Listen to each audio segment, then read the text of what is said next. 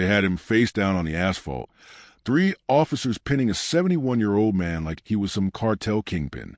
His bike, a '78 shovelhead he'd rebuilt with his own scarred hands, sat cooling in the sun while they screamed commands at his old lady. Diane stepped out of the diner, holding 2 coffees. 70 years old, gray braid down her back, wearing a faded club vest.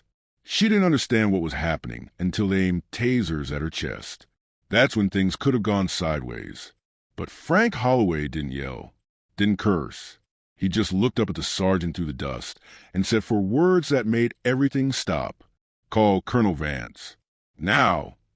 The sergeant froze mid-command. See, nobody on Route 9 knew much about Frank, except he ran a small custom shop out of his garage. Built choppers for guys half his age. Rode alone mostly, except for Diane on Sundays. Quiet man, kept to himself. What they didn't know was that Frank Holloway had spent 32 years in places that didn't exist on maps, doing things that never made it into mission reports. The kind of operator whose name appeared on lists that made generals nervous. He'd left that world behind in '09, traded the combat for carburetors, chose peace over protocol. But some things don't leave you. The raid was supposed to hit a meth cook 3 miles west, different address, different county line. But someone fat-fingered a warrant, and suddenly Frank's shop became ground zero for a tactical nightmare. When they rolled up, they saw an old biker and assumed the worst. Saw the cuts, the chrome, the oil-stained concrete, and figured they'd caught a break. They zip-tied Frank without asking questions. That's when Diane pulled in. She didn't drop the coffee fast enough. Her hands, stiff from arthritis, couldn't process the chaos. And when that young cop's finger moved toward the trigger, Frank's voice cut through like a blade. The sergeant, 20-year vet, decorated, confident, suddenly looked uncertain. Something in Frank's tone, something that didn't match the old man bleeding into the gravel.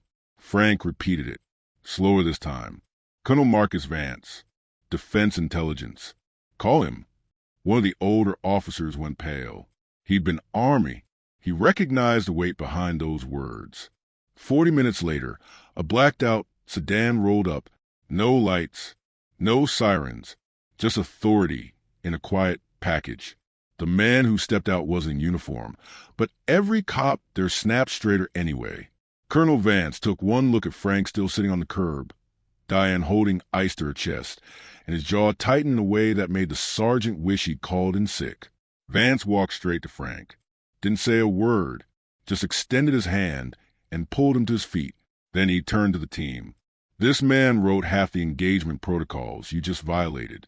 The other half, he rewrote after your departments kept screwing them up." The older officer whispered something. The sergeant's face drained. Vance wasn't done. "You tossed a civilian without verifying a threat. You executed a warrant without confirming an address. And you did it all while aiming weapons at a man who saved more lives than this entire unit combined." The young cop who'd fired the taser quietly removed his badge. Nobody stopped him. Frank never filed a complaint, never made a call, just went back to his shop, back to building bikes, back to the life he'd chosen. But something shifted. Patrol cars started slowing near his place.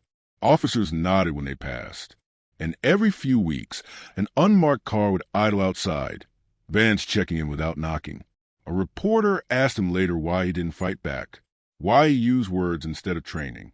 Frank's answer was simple. Because respect isn't louder when you're standing over someone. It's louder when you're standing your ground. Some men don't need patches or ranks to command a room. They just need the truth and the courage to stand in it. If you believe real power doesn't need a shout, drop a comment. Ride safe, brothers.